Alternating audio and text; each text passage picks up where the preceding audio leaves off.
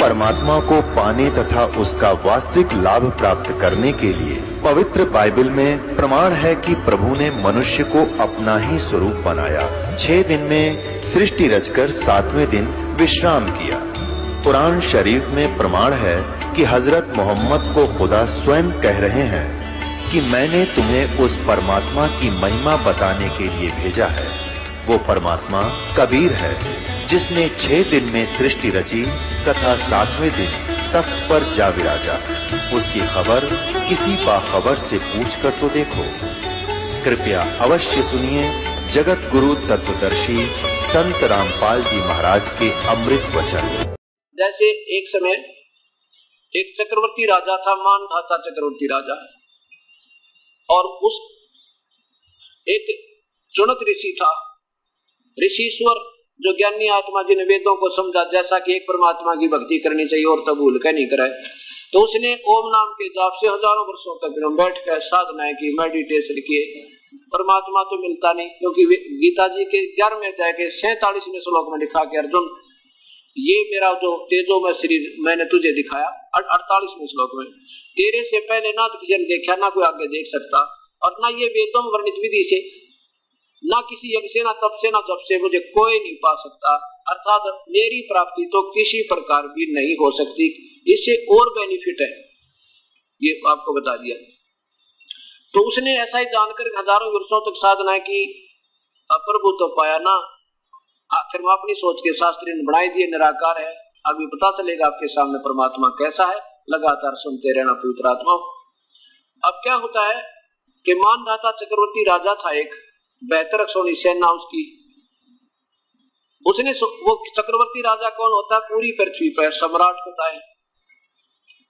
और वो कुछ समय के बाद अपना परीक्षण करता है। किसी नरेश ने तिरंती अंतर्गत किसी राजा ने तेरी सत्ता को अस्वीकार तो नहीं कर दिया। इसके परीक्षण के लिए एक घोड़ा छोड़ देते हैं, अश्वमेध यज्ञ करते हैं।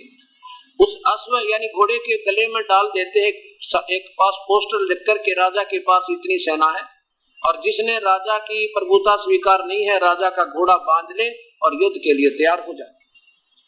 सारी पृथ्वी पर घूमकर वो घोड़ा वापस आ जाए।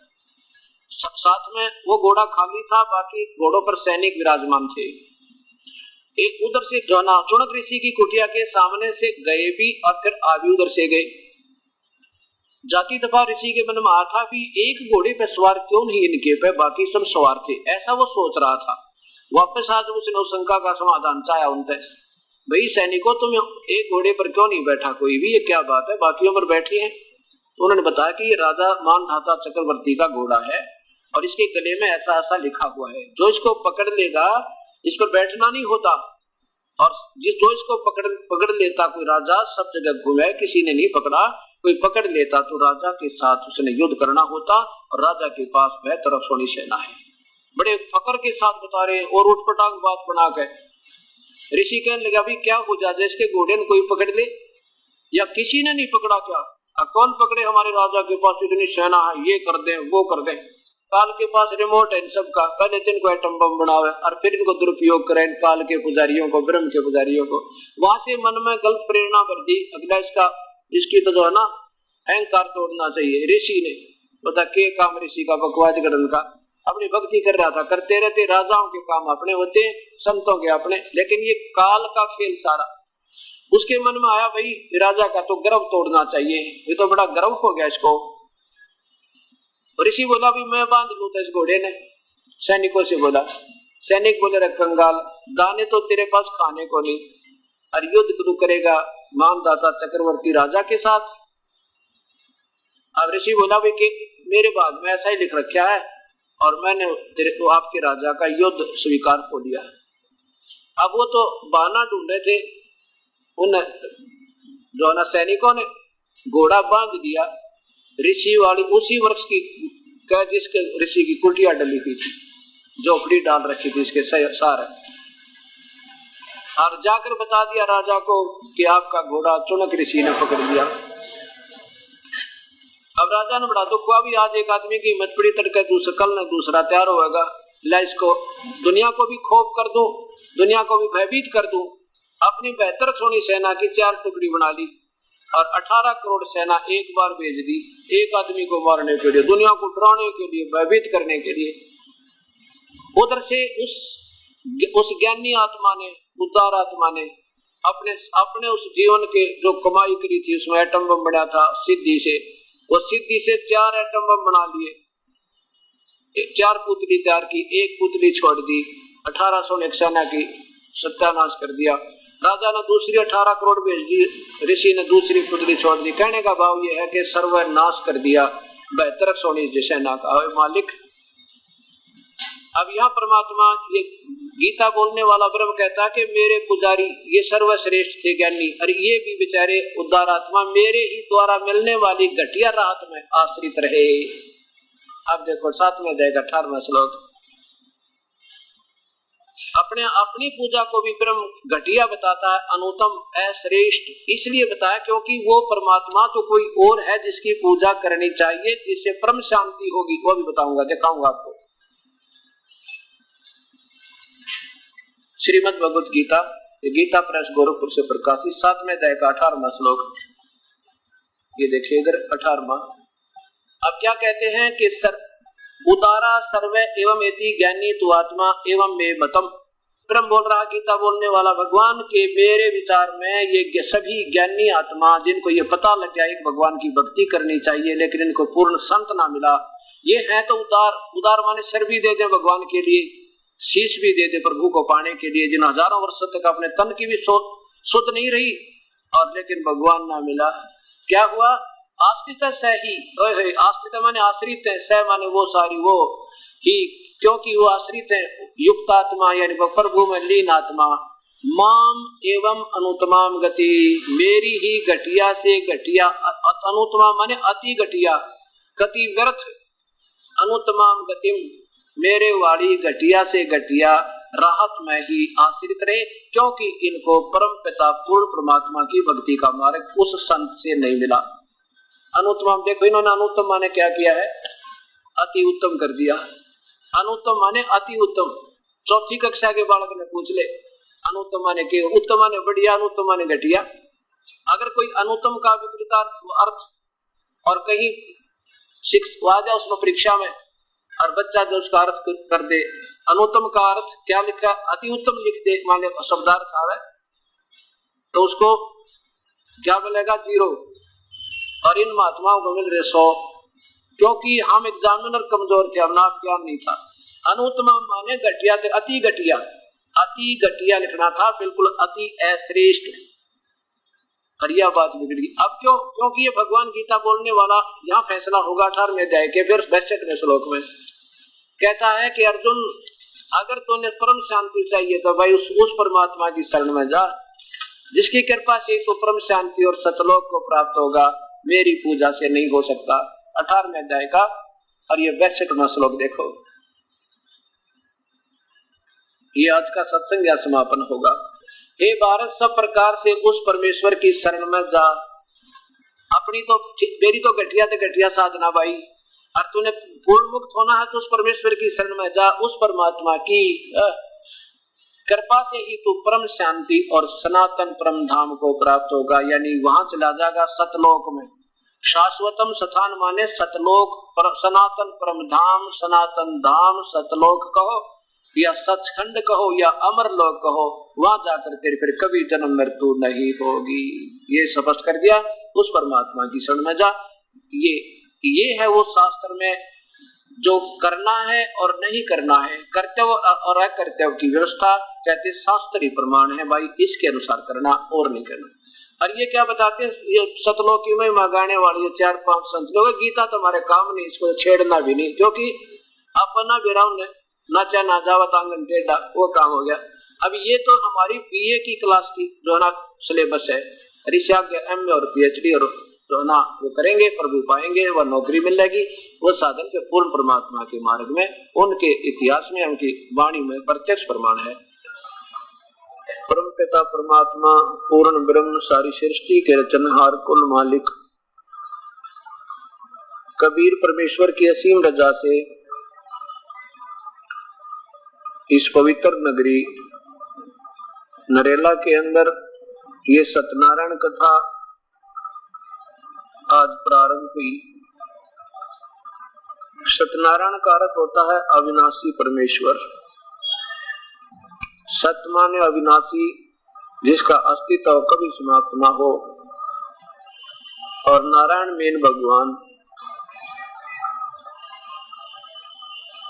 सत्यनारायण कहो, सत साहिब कहो, अमर पुरुष कहो, सतपुरुष कहो, अकाल मूर्त कहो, चाहे शब्द स्वरूपी राम कहो, वो पूर्ण परमात्मा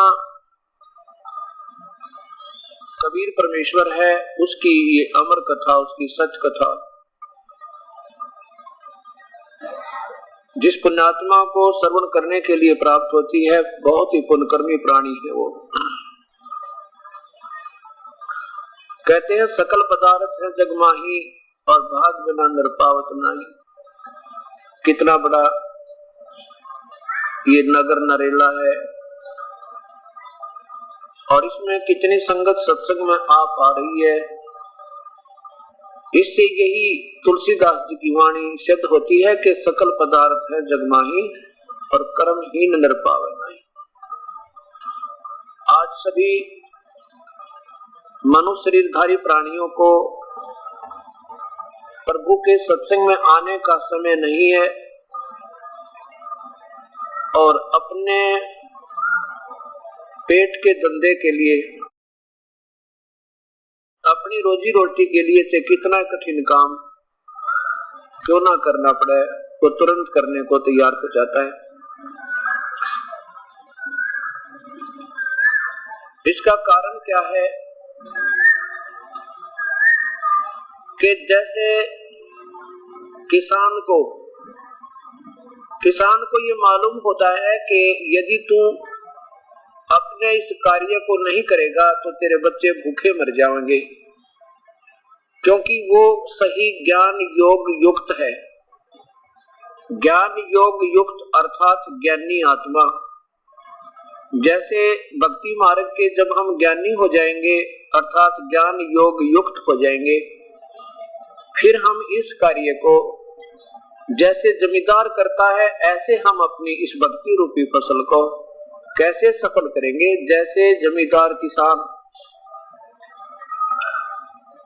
जनवरी का महीना, ये हरियाणा और दिल्ली, पंजाब, राजस्थान, यूपी का क्षेत्र, जिसमें जनवरी दिसंबर के अंदर कितना भयंकर शीतलहर होती है, कितना जाड़ा होता है। और जब किसान का रात्रि के समय सिंचाई करने का कोई नहर के पानी का नंबर आ जाता है,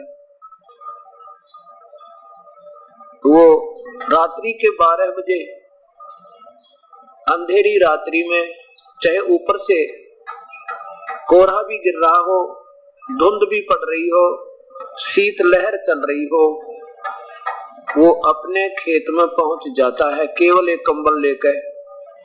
और उस समय अन्य जो प्राणी यानी मनुष्य अपने मकानों के सभी खिड़की और दरवाजे बंद करके, रजाई और ऊपर तक कंबल जोड़ के, और हो सके तो हीटर भी जला करके उस सर्दी से बचने के प्रयत्न कर रहे होते हैं। और वो ज्ञान योग युक्त अर्थात वो सर्वज्ञानी अपने मार्ग का किसान खेत में पहुंच जाता है।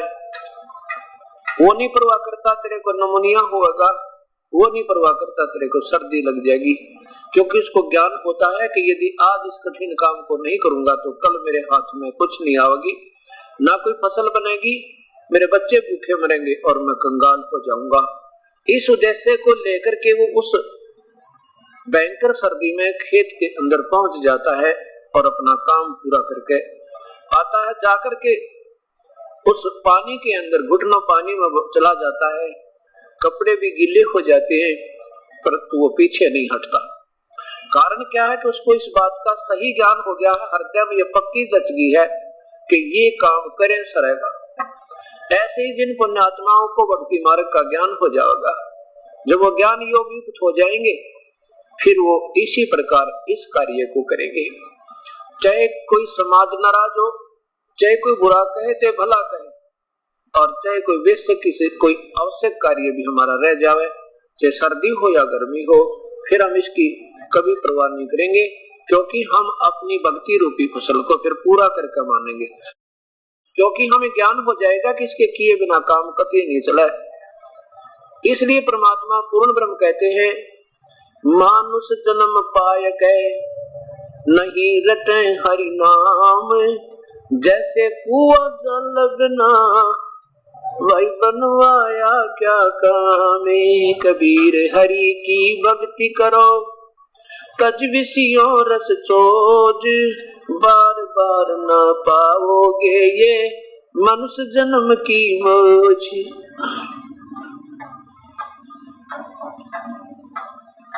लूट सको तो लूटियो राम नाम की लूटी, पीछे फिर पछताओगे जब प्राण जहांगे छूटे। कबीरा सब जग निर्धना धनवंता ना कोए, धनवंता सो जानियो जिस पर राम नाम धन होए। पृथ्वीपति चकवे गए जिनके चक्र चलंत, ये रावण सरीखे कौन गिने हैं ऐसे गए अनंत। परमपिता परमात्मा पूर्ण ब्रह्म सारी सृष्टि के रचनहार सतपुरुष कुल मालिक कबीर साहिब अपने सतलोक स्थान से चलकर इस काल के लोक में आते हैं, और जब वो काल के लोक में आते हैं तो एक मानुष आम व्यक्ति जैसा जीवन जीकर अपने सत्य ज्ञान को हम प्राणियों को बता के और एक सत भक्ति यहाँ प्रचलित करके और अपनी समर्थता का प्रमाण देकर के वो परमेश्वर सहशरीर चले जाते हैं, सहशरीर आते हैं। वो कभी किसी माँ से जन्म नहीं लेते, क्योंकि उन्होंने सारी सृष्टि की रचना की है और सबके कुल मालिक वो परमेश्वर पूर्ण ब्रह्म है। इस बात का प्रमाण श्याम वेद संख्या नंबर 1400 आपके सामने प्रस्तुत किया जाएगा। वैसे तो कहते हैं समझदार को संकेत गना, और जिसने सौदा करना होता है व्यापारी ने, बिजनेसमैन को, वो क्या करता है, मार्केट में जाता है। जिसने 1000 बोरियां गेहूं खरीदना हो या 1000 बोरी चीनी की खरीदनी हो, वो क्या करता है कि दूसरे व्यापारी के पास जाता है, बिजनेसमैन के पास, उसे कहता मैंने 1000 बोरियां भाई खरीदनी है और माल दिखा दे। तो वो बेचने वाला क्या करता है, एक परखी रखा, परखी एक लोहे की, आगे से पहनने से मुख की, और उसमें ज्यादा से ज्यादा 100 ग्राम वो सामान वापस आ जाए, उसको ऐसे घुसो देता है उस बोरी में और फिर वापस निकाल लेता है। तो उसमें ज्यादा से ज्यादा 50 या 40 ग्राम या ज्यादा से ज्यादा 100 ग्राम वस्तु आती है। यानी 1 क्विंटल की बोरी में से ज्यादा 100 ग्राम निकाल कर उसको दिखा देता है, वो देख लेता है, फिर दूसरी बोरी में, फिर तीसरी बोरी में, यानी एक बोरी में तो ज्यादातर वो ऐसे देखता है। और जो उस बोरी में होता है एक परखी में बाहर आ जाता है, उससे फिर वो सौदा कर लेता है। जिन पुण्यात्माओं को भक्ति रूपी सौदा करना है, सच्चे सौदागर होंगे, वो गणी बकवाद नहीं करा करते। हर कोई न्योके भाई सारी बोरी खोल कर दिखा दी, मैं तो सब खरीदूंगा, तो वो बेचने वाला कहता अपने घर न जा भाई, तो फिर व्यापारी को ना बकवाद करना है मेरे साथ, अभी न सब न खुलवा कर चला जाएगा, फिर लेना एक न देने दो। तो इसके लिए इस दास ने चारों वेदों में से परखी मार के और इस आपके सामने रख दी। आपने सामान खरीदना है तो हमारे पास ये माल है। ये परिभाषा प्रभु की सभी शास्त्रों में से, सभी पवित्र धर्मों के सभी शास्त्रों में से इसमें परखी मार के और इसमें निकाल रखी है। और किसी का शक हो तो इसको चेक करा ले, खूब मिला ले उन बोरियां तो जाके। और जिसने भगवान पाना है भक्ति करनी है तो आज कोई सुअवसर मालिक ने दिया है, सदियों और युगों पर्यंत। इसमें श्याम वेद संख्या नंबर 1400 आपके सामने पेश करते हैं। जब तक हमें ये विश्वास नहीं होगा कि वास्तव में ये परमेश्वर कौन है, कैसा है, तो हमारा हम दृढ़ विश्वास नहीं हो सकता, और विश्वास बिना भक्ति नहीं बने।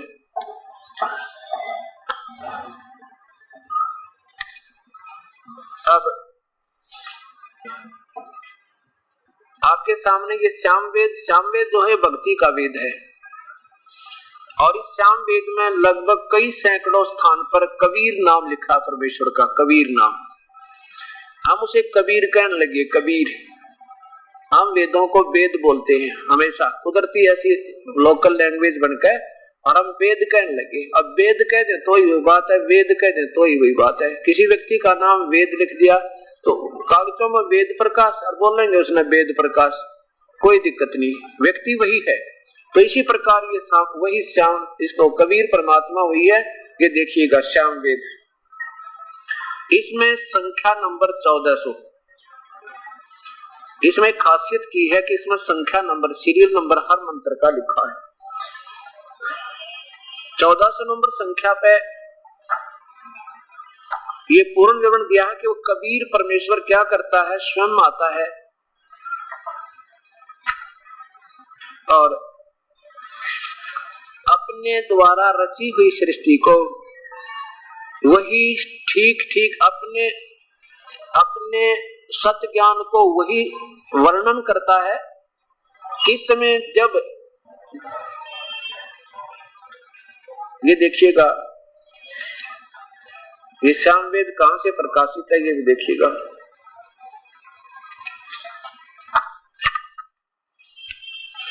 श्याम वेद भाष्य संपूर्ण, श्याम वेद हिंदी भाष्य स्वर्गीय पंडित तुलसीराम जी स्वामी कृत, सार्वदेशिक आर्य प्रतिनिधि सभा 3/5 महर्षि दयानंद भवन, आसफ अली रोड, नई दिल्ली, दूरभाष इतना। और ये देखिए,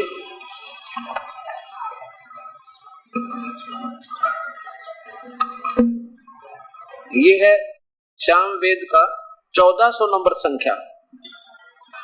इसमें क्या लिखा कि भद्रावस्त्रा, भद्रावस्त्रा माने तेज पुंज के का शरीर, चोला, वस्त्र माने चोला, तेज पुंज का शरीर, समन्या, समन्या माने ज्यों का तो उसी जैसा उसका पहले है, समन्या उसी के समान, और ज्यों का तो यानी जैसे ये अब ये कपड़ा हमारा, ये शरीर, ये एक वस्त्र है और ओरिजिनल शरीर इसके अंदर और है।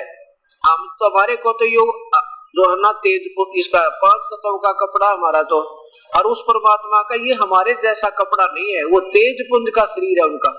ये वो अकायम, अकायम माने इस आडचाम के पुतले, ऐसना विरम, उस सनाइयों के जोड़ जुगाड़ से नहीं बनता उसका शरीर, इसलिए भद्रा वस्त्र यानी तेज पुंज का शरीर, वस्त्र माने चोला, समन्या अपने तेज, क्योंकि भगवान मनुष्य जैसा है और मनुष्य जैसा ही ज्यों का तो दूसरा, समन्या उसी के सदृश और रूप बना के, यानी उसके ऊपर एक और कोट पहन लिया, समन्या।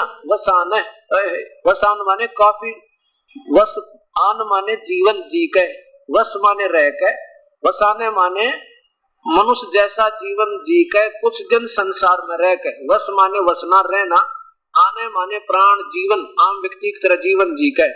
महान कबीर, ये ऊपर रह लगा है छोटा रह, महान कबीर नीवचनानी संसन, वो महान विशाल सतगुरु, गैबी ख्याल विशाल सतगुरु, महान माने विशाल सर्वशक्तिमान कबीर, वो कबीर परमेश्वर। नीवचनानी संसन, नीवचनानी माने अपने लोकोक्तियों के माध्यम से, साधारण भाषा के माध्यम से, संसन माने वर्णन करता है अपना सत्य ज्ञान, अपने ही लोकोक्तियों साधारण भाषा के माध्यम से वर्णन करता है। कब?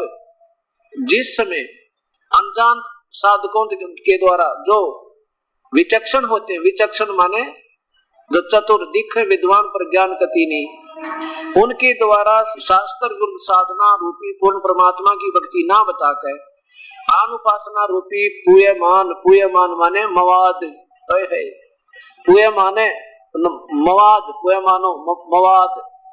आवत्स्य वचन, वो अपने पूरे प्रवचनों के अंदर शास्त्र गुरु साधना रूपी, शास्त्र गुरु साधना रूपी मवाद को चमवो माने आचमन के साथ पिला रहे होते। उस समय वो परमात्मा पूर्ण ब्रह्म जागृत देव वितौ खोए हुए अपने छुपे हुए सरगुण और निर्गुण मार्ग को वो परमेश्वर आकर जगाता है, उसको फिर वास्तविक ज्ञान देता है। इसका ये संस्कार देखो आप, अब इसकी हिंदी यहाँ देखिए इन्होंने कैसे किया ये भी देखिए। भद्रा भले, समन्या संग्राम योग्य। अब दास का दिया समझ में नहीं आई। समन्या माने जो का तो दूसरा अलग, सम या तो आम बालक समझ जा तो जिसने थोड़ी बहुत हिंदी भी आती हो। सम अन्य, जो का तो कोई और, डिक्शनरी उठा के देख लेना, जो का तो पाओगे। जैसे दास बताओ। वस्त्रा माने वस्त्र तुल्य, तेजों को, ये तेज पुंज का कपड़ा वस्त्र, शरीर ओढ़े हुए। वसाने माने ओढ़े, वसाने माने जो का तो शरीर बना के उसी के ऊपर एक और कपड़ा जो का तो पहन का परमात्मा और आम मनुष्य की तरह जीवन जी के। महान माने बड़े, बड़े कबीर, ये कवि लिख दिया ना। अब जैसे यहाँ एक बात और सोचनी पड़ेगी हमने जब ये बात सुनना। जैसे यजुर्वेद है, अब यजुर्वेद को हम क्या बताएंगे। अब जैसे यजुर्वेद है, यजुर्वेद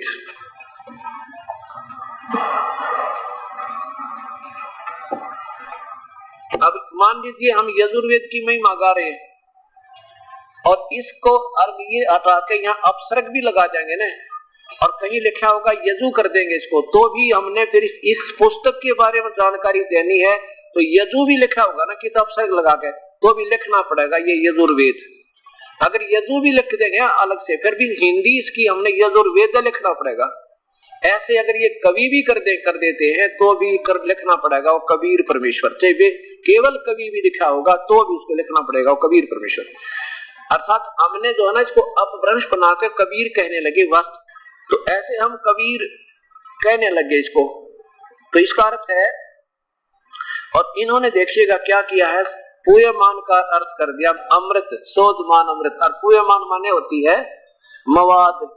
ए परमात्मा, इतने विद्वान पुरुष और ऐसी जो गलतियां बनी हैं, अब ये सोचने का विषय बन गया हमारे लिए। भैया कहानी बिगड़ी क्यों करे, चल हमारे जैसा बुद्धिहीन तो कुछ भी कर दे, 100 गलती कर सका है, क्योंकि हम तो वैसे ही जिज्ञासु प्रभु के। देखिए भाई वही श्यामवेद और ये आराम कर ये बद्रा वस्त्र। यहाँ देखो महान माने सर्वशक्तिमान कबीर, वो परमात्मा कबीर विद्वान। सुक्तों को यानी लोकोक्तियों को, जैसे शब्दावली कबीर साखी, ये नीवचरानी माने शब्दावली। संसन माने पढ़ते हुए वर्णन करना होता है, वर्णन करते हैं, लिखते हैं, कहना। विचक्षण माने दृष्टा, जागृत। आलस्य प्रसाद रहित पुरुष के सम्मान। पूय माने शोधमान सोम, यानी पवित्र अमृत लिख दिया मवाद का। मवाद माने ये सो, पूयमान माने मवाद होता है, वो फोड़े फुंसी से निकला हुआ मवाद, वो राग। और उसका अर्थ महापुरुषों ने शोधमान सोम लिख दिया। देव वितौ, यज्ञ में, चमवो धूलोक और पृथ्वी लोक में आवश्य वर प्रवेश करता है। क्या प्रवेश, अब देखो चलो ठीक है, हम ज्यादा नहीं इनके टिप्पणी करते हैं, हम आपको दिखाते हैं। हम कहते हैं प्रत्यक्ष को प्रमाण क्या। अब देखिए पूयमान का अर्थ देख लेते हैं पहले, फिर ये बात समझ में आएगी।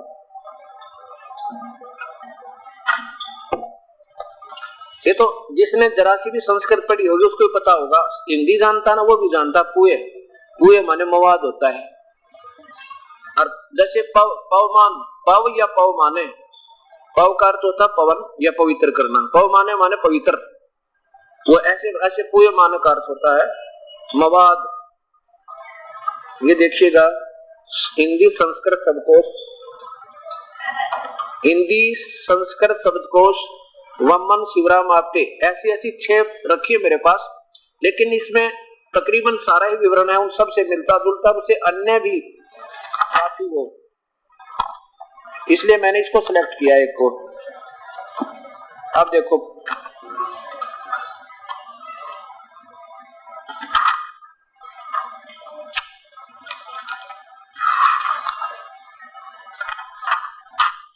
अब भक्ति तो हम पीछे करेंगे जब पहले हमें ये समझ में आ जाओगे हम करने कहां जा रहे और करना क्या था।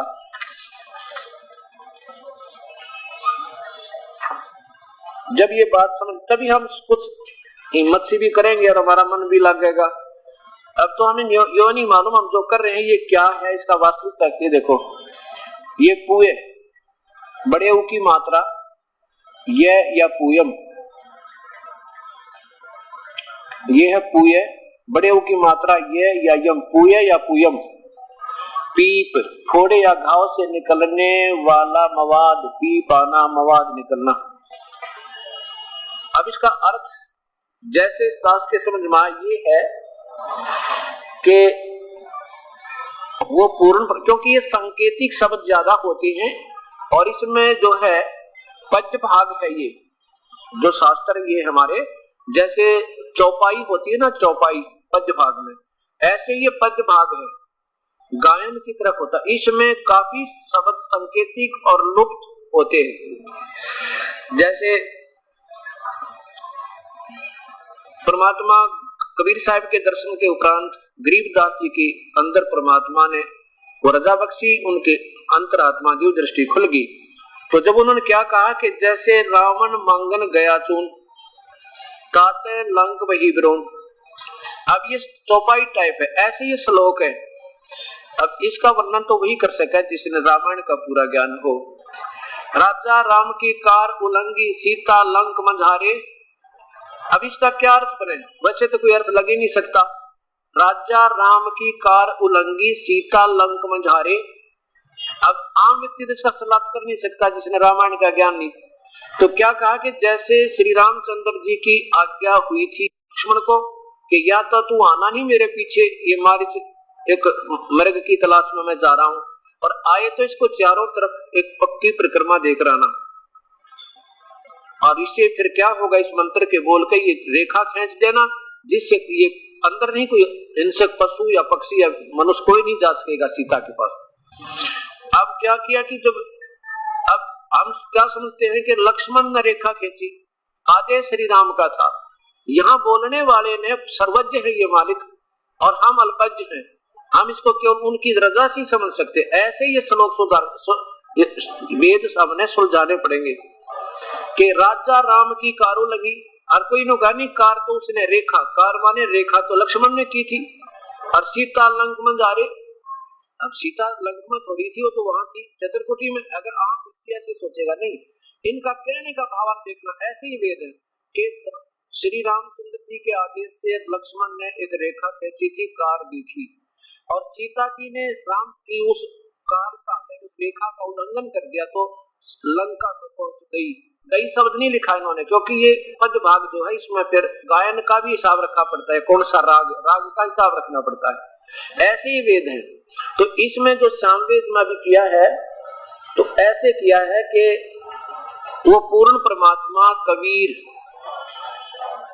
अपना तेज पुंज का एक और ज्यों का त्यों समन्या, वैसा ही दूसरा माने वैसे तो वास्तविक शरीर में का इतना तेजों में है, करोड़ सूर्य मिला दे, करोड़ चंद्रमा, एक रोमकूप का प्रकाश तो भी फीका पड़े।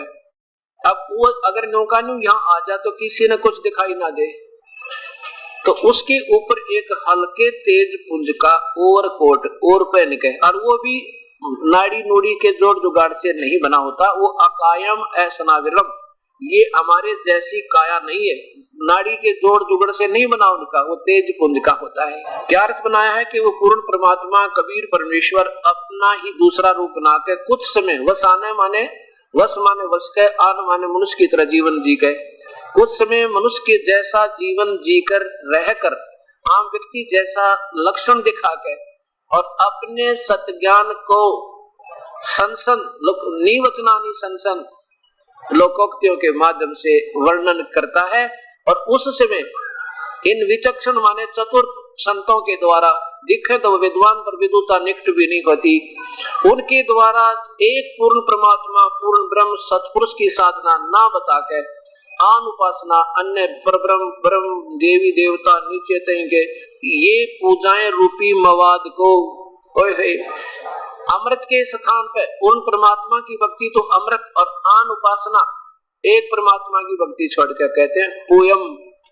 पूय माने मवाद, चम वो आवत समय माने पूरे अपने प्रवचनों के माध्यम से, चम वो माने आदर के साथ पिला रहे होते हैं, आचमन करा रहे होते हैं, न्यू करके मंत्र बोल के नगर प्याना था अमृत और वो मवाद पिला रहे और बोली आत्मान जान के क्रम पीना पड़ा भाई क्योंकि संत जन है ये सही बता रहे होंगे। इससे जो है और ज्यादा क्या भगवान हमें कहेगा उन अज्ञानी प्राणियों के लिए जो इस जीवन प्यारी आत्माओं के मानव शरीर को और कैसे बर्बाद कर रहे हैं। कहते उस समय वो परमेश्वर आता है और अपने सतज्ञान रूपी छुपे हुए अपने ही वित्त माने धन को खजाने को और जगा कर चला जाता है, जगाता है। इसका सीधा अर्थ है। तो यही दास कहना चाहता था कि वो परमात्मा कबीर है जो अपने सतज्ञान को आप ही आता है, आप ही बताता है और आप ही भक्त, आप ही दास और आप ही परमात्मा का रोल करता है। अब सबसे बड़ा प्रश्न ये होता है कि वो परमात्मा जैसे अभी तक सभी संतों की महापुरुषों की व्याख्या है कि परमात्मा तो निराकार है, उसका कोई आकार नहीं। अब वो किन की व्याख्या है? जो दिखे विद्वान पर उनकी भक्ति साधना ठीक नहीं, उनको आप ज्ञान नहीं।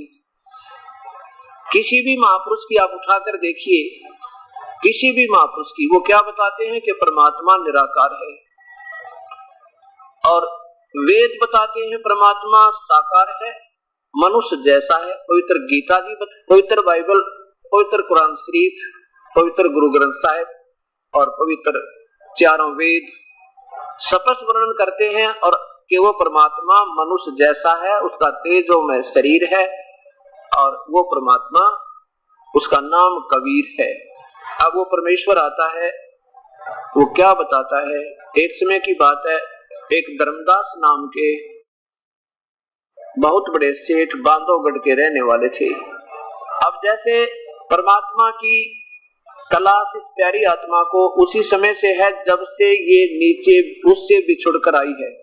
जब से ये उससे बिछुड़ कर आई है तभी से उसकी तलाश है और जब तक ये उससे नहीं मिलेगी इसकी प्यास बुझ नहीं सकती। चाहे यहाँ पर कितना धन हो जावे और चाहे कितना ये संतान हो जावे, चाहे किसी प्रकार का भी सुख ये महसूस करे, तो उसे जब तक ये अपने मूल मालिक से आत्मा नहीं मिलेगी तब तक इसको कोई सुख, चाहे कितना ही सुखी दिखाई है, परंतु इसकी तसल्ली नहीं हो सकती।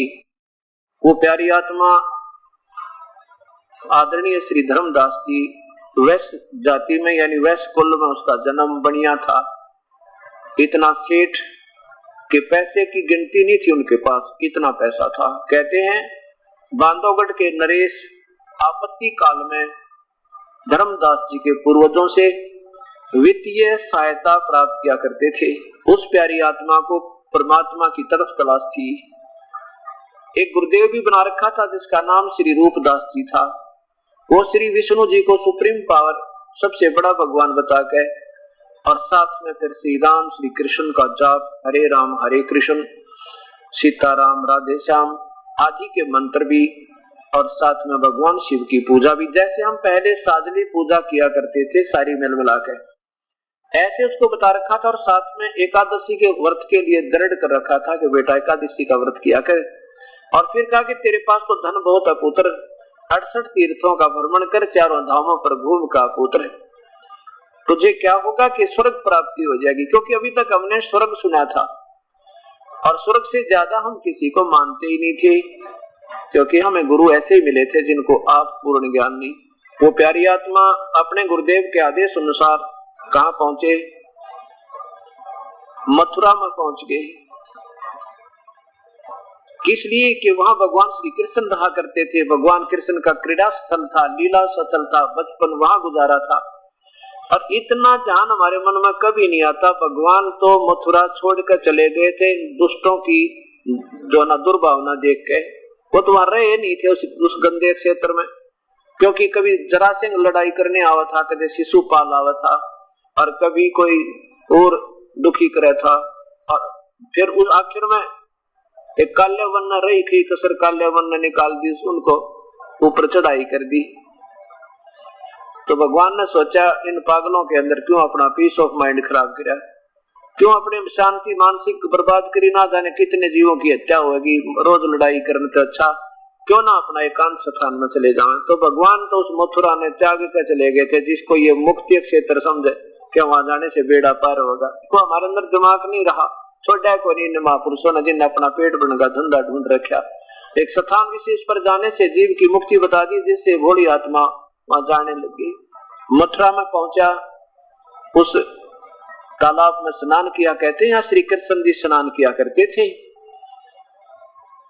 चलो भाई, वहां जाकर के क्या किया, सुबह सुबह पहले तो स्नान किया उसी सरोवर में, तीर्थ में।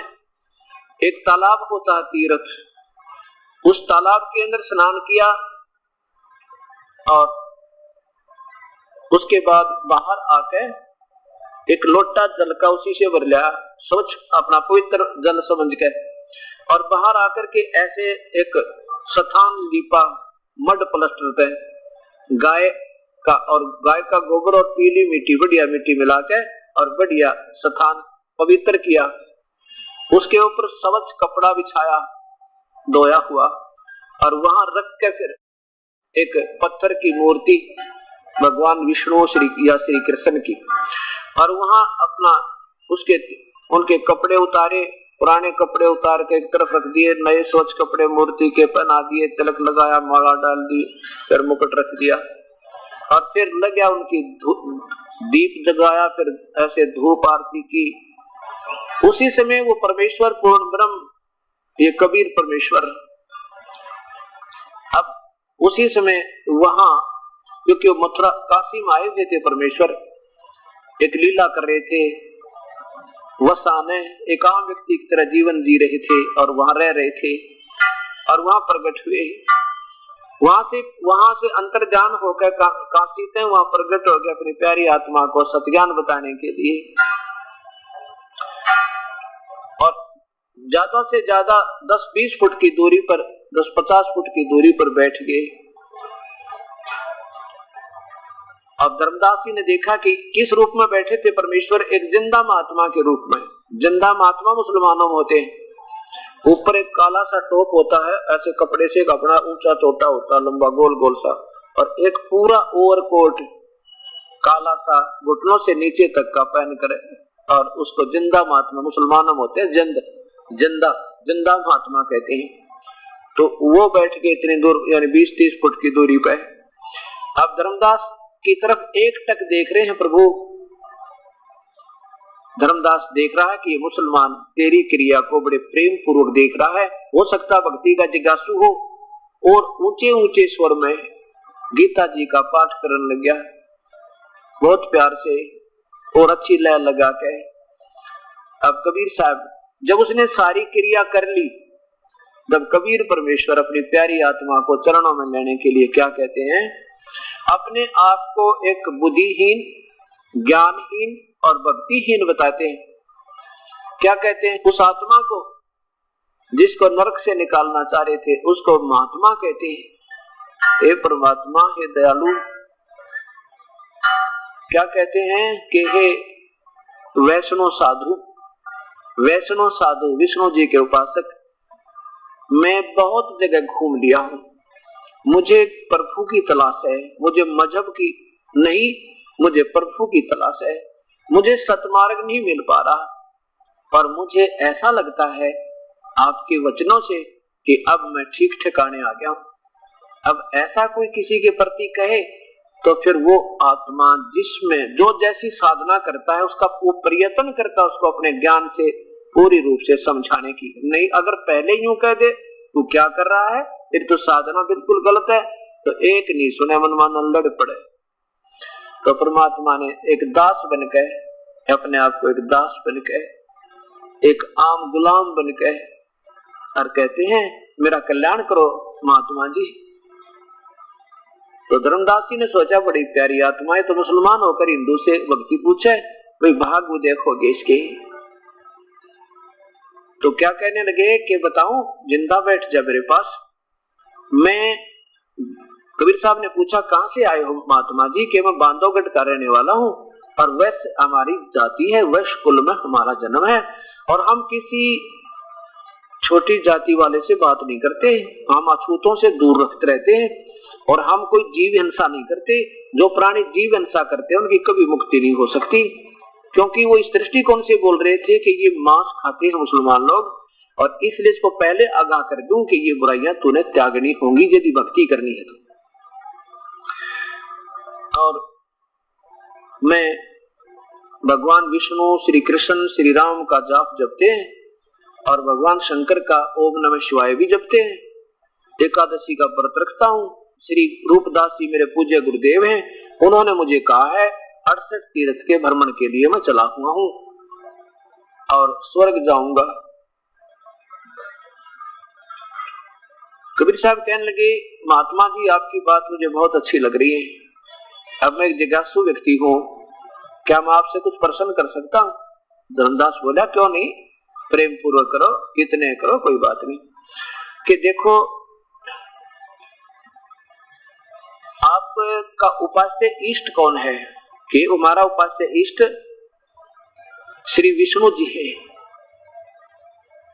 विष्णु जी की क्या शक्ति है, वो कितने भगवान हैं? कहने लगे वो सर्वशक्तिमान, अजरो अमर, सारी सृष्टि के रचनार। कबीर साहब ने पूछा क्या उनके माता पिता भी हैं क्या? कि नहीं, वो तो अजरो अमर है, उनके कोई माता पिता नहीं, सब ब्रह्मांडों के रचनार कुल मालिक हैं, और वो तो अजरो अविनाशी परमात्मा सत्यनारायण है। आप गीता जी का पाठ करते हो, गीता जी के पाठ से क्या होगा? गीता जी से पाठ से मुक्ति हो जाएगी, गति हो जाएगी और भगवान को प्राप्त हो जाएंगे। कबीर साहब कहने लगे देखो महात्मा जी मेरे मन में थोड़ी शंका आती है, नाराज ना होना, लेकिन पूछूंगा अवश्य, मैंने जब आपको गुरु बनाना है तो धर्मदास जी कहने लगे देखो मैं बता दूंगा, समझा दूंगा, लेकिन गुरु तो मैं नहीं बनूंगा, लेकिन अपने गुरुदेव से नाम तुझे जरूर दिला दूंगा। कबीर साहब बोले बहुत अच्छा, धन्यवाद होगा मेरा जो आप ऐसे मेरे पर मेहर करोगे। धर्मदास कहता पूछो क्या पूछना है। आप मानते हो कि गीता जी के पठन पाठन से कल्याण हो जाएगा? हाँ जी हाँ जी, क्यों नहीं, गीता में लिखा है जो इसको पढ़ेगा और सुनेगा उसका जो है ना, हमारे संवाद को जो पढ़ेगा या सुनेगा दोनों का ही कल्याण हो जाएगा, अर्थात तो मुझे ही प्राप्त होंगे। गीता बोल कौन रहा है? कि भगवान श्री कृष्ण बोल रहे हैं। कबीर साहब कहने लगे एक बात बताओ, प्रथम तो मेरे मन में ये शंका आती है कि गीता जी के पाठ करने से मुक्ति होगी। मेरे मन में ऐसा आता है जैसे एक किसान अपने पुत्र को, जो पुत्र एक किसान था उसकी वृद्ध अवस्था में पुत्र प्राप्त हुआ, जब किसान की 60-65 साल की आयु थी तब पुत्र की 10-12 वर्ष की उम्र थी। अब किसान ने सोचा कि तेरा बेटा इकलौता पुत्र है और कहीं भविष्य में अपने व्यवसाय में ये मार ना खा जाए, इसलिए अपना अनुभव एक बही में लिख दिया, एक बुक में डायरी में नोट कर दिया पूरा विवरण, कौन सी क्रॉप, कौन सी फसल किस समय बीजनी है, कितने समय के बाद उसमें फर्स्ट वाटरिंग यानी पहला पानी डाल देना, सिंचाई करनी है, कितने समय के बाद फिर खाद डालना है, कितने के बाद, उसकी पूरी विवरण लिखकर बड़ा कहा रख दिया और कहा बेटा इस बही में जो मैंने लेख लिखा इसको पढ़ लिया करिए, और बेटा कहीं दिक्कत आवे ना तुझे अपने व्यवसाय में तो इसको पढ़ लेना, और जैसा इसमें लिखा तो ऐसे अपना व्यवसाय कीजिए, जब ये खेती करिए मार नहीं खाओगा पुत्र। अच्छा पिताजी। अब धर्मदास एक बात बता, उस पिता की मृत्यु के उपरांत और वो पुत्र क्या करे, उस रोजाना सुबह सुबह दीप और धूप जगा के अच्छे स्थान पर बैठकर, और उसमें जो लिखा है ऐसे पढ़ ले। पिताजी ने लिखा है कि गेहूं की फसल का सीजन इतने इतने से इतने समय तक होता है, उसमें इतने बार पानी डालना होता है, उसमें ऐसा करना होता है। वाह जी वाह, क्या बात कही। और फिर आदर के साथ तय करके रख दे, और ऐसे करे नहीं जो उसमें लिखा है, तो क्या वो फसल हो जाएगी, या वो धनी होगा या कंगाल होगा। धर्मदास ने तो सियाना था, बनिया था, दिमाग था, ने बोला जी उसमें क्या था, वो तो ऐसे करना ही पड़ेगा जैसे उसका पिताजी बताया था। तो ऐसे ही भगवान ने गीता में लिखा है कि अर्जुन 16वें अध्याय के 23वें और 24वें श्लोक में कि जो शास्त्र विधि को त्याग कर मनमानी पूजा करता है, और वो न तो परम गति को प्राप्त हो, ना उसको सिद्धि हो, ना कोई सुख हो। इसलिए तेरे कर्तव्य और कर्तव्य की अवस्था में केवल शास्त्र ही प्रमाण है, और दूसरी बात नहीं। ऐसे ही करना। कहने का भाव ये है भगवान का गीता में कि मैंने जो संदेश दिया है इसको कोई पढ़ेगा और सुनाएगा और फिर ऐसे करेगा तो भाई मेरे पास यानी उसको लाभ होगा, और केवल गीता के पाठ से मुझे तो दस्ता नहीं लाभ होगा। वैसे तो किसी भी, जैसे ये पवित्र शास्त्र हैं, जैसे पवित्र कुरान, पवित्र बाइबल जी, पवित्र कुरान शरीफ, यानी पवित्र चारों कुरान और पवित्र चारों वेद, पवित्र गुरु ग्रंथ साहिब, पवित्र गीता जी, इनमें से आप मान लीजिए कोई श्लोक निकाल लें, उसकी आरती बना लो, उसमें पठन पाठन करो, उसे नित्य नेम कहते हैं। जैसे गुरु ग्रंथ साहिब से कुछ वाणी निकाल के नित्य पाठ कर लेते हैं, ऐसे ही गीता का रोज पाठ कर ले, या वेदों में से कुछ श्लोक निकाल के उसका ओम भर्गवः स्वः तत्सवितुर्य बना लिया, ये तो। और ऐसे कुरान शरीफ में तो 5 बार की नमाज बना ली, ऐसे ही पवित्र बाइबल से प्रेयर बना ली।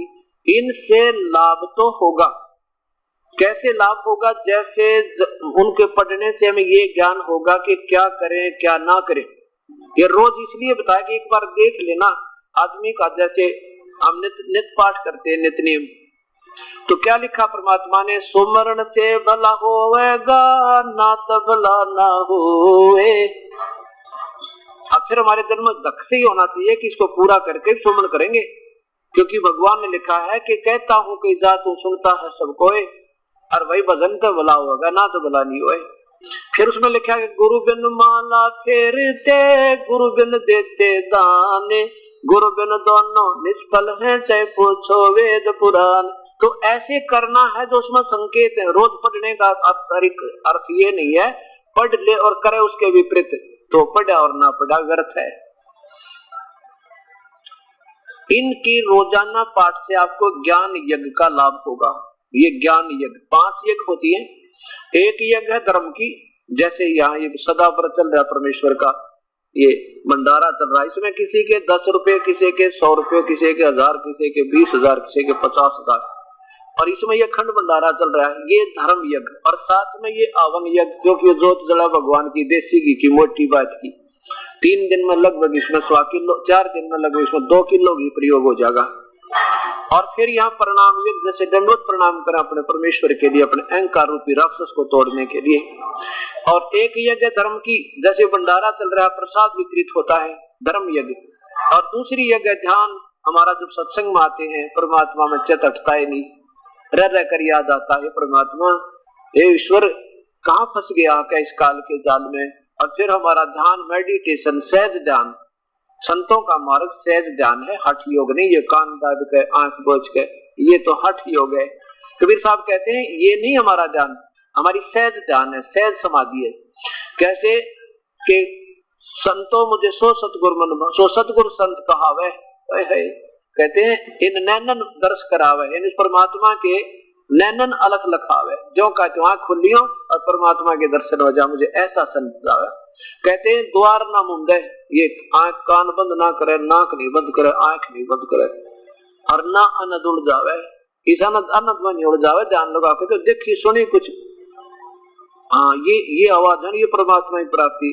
और देखा प्रकाश आंख दाब के, इसमें कभी दाब लो इसमें प्रकाश, क्योंकि परमात्मा के रिफ्लेक्टेड प्रकाश से ये दिन का तो प्रकाश ही देता है। इनमें तो प्रकाश है तो ठीक है, नांदे हो जाएंगे, ना होगा तो उसमें। तो कहने का भाव इससे मुक्ति नहीं, ऐसा संत मुझे नहीं चाहिए।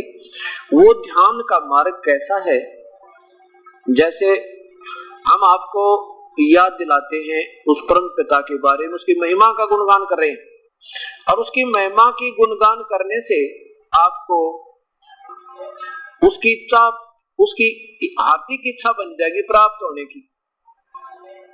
अब जैसे आप सत्संग में आ गए, अब जैसे लड़की का रिश्ता कर दिया जाता है, लड़की का जब रिश्ता कर दिया जाता है तो घर के बैठ कर बतलाया करते हैं माता पिता, और फिर माँ बतावा बेटी ने, और बेटी को पता हो जाता है कि मेरा पति ऐसी नौकरी करता है या ऐसा बिजनेस करता है या कोई जमींदारा मजदूरी करता है, उसका इतना मकान है, वहां पर ऐसा है, बहुत अच्छे व्यक्ति हैं, बहुत अच्छे सास है इसकी। तो फिर उस लड़की का एकदम अट्रैक्शन हरदम वही रहने लग जाता है, और फिर वो उसका उचित हटता नहीं। जैसे फिर लड़की की शादी हो जाती है, अपने पति के पास चली जाती है। अब जब उसको माता पिता ने जो बताया था ज्यों का ज्यों व्यवस्था पाती है। अब जैसे ये परमात्मा कबीर साहब ने हमें आकर बताई, आपको ये विश्वास रखना चाहिए कि परम पिता परमेश्वर आए हैं, उन्होंने सही बताया।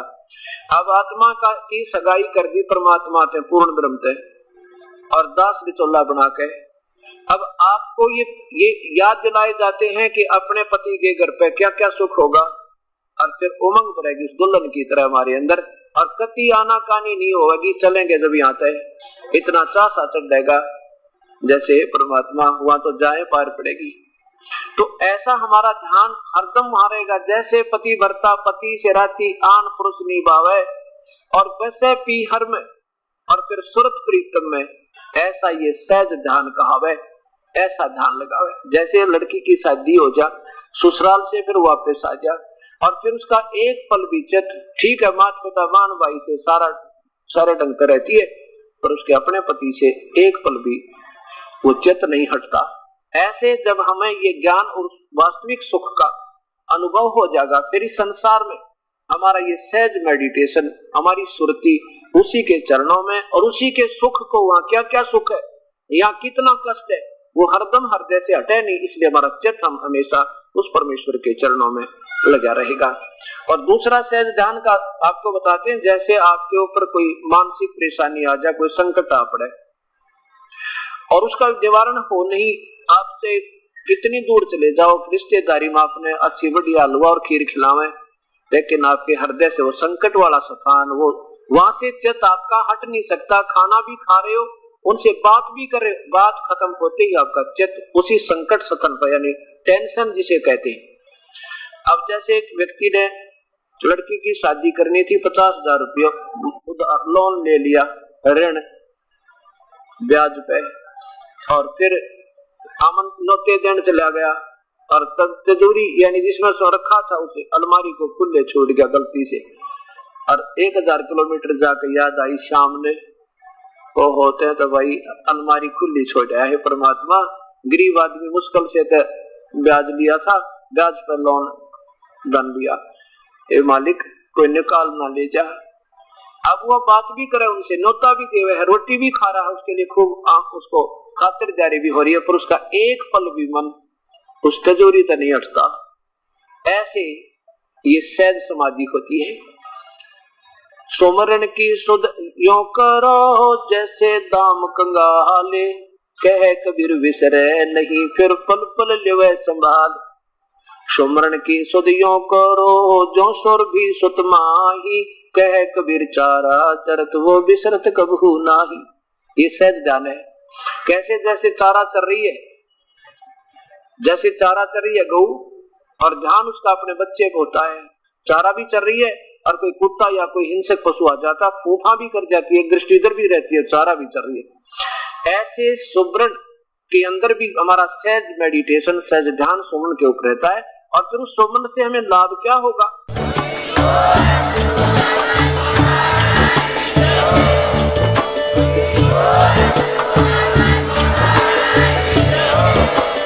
आप आप सुन रहे थे जगत गुरु तत्वदर्शी संत रामपाल जी महाराज जी के मंगल प्रवचन। अधिक जानकारी के लिए विजिट कीजिए हमारी वेबसाइट www.jagatgururampalji.org। संत रामपाल जी महाराज जी के शुभ आशीर्वाद से पूरे विश्व भर में 500 से भी ज्यादा नाम दीक्षा केंद्र हैं, जिन पर संत रामपाल जी महाराज जी द्वारा ऑनलाइन निशुल्क नाम दीक्षा दी जा रही है। अपने नजदीकी नाम दीक्षा केंद्र का पता करने के लिए संपर्क करें 8222880541।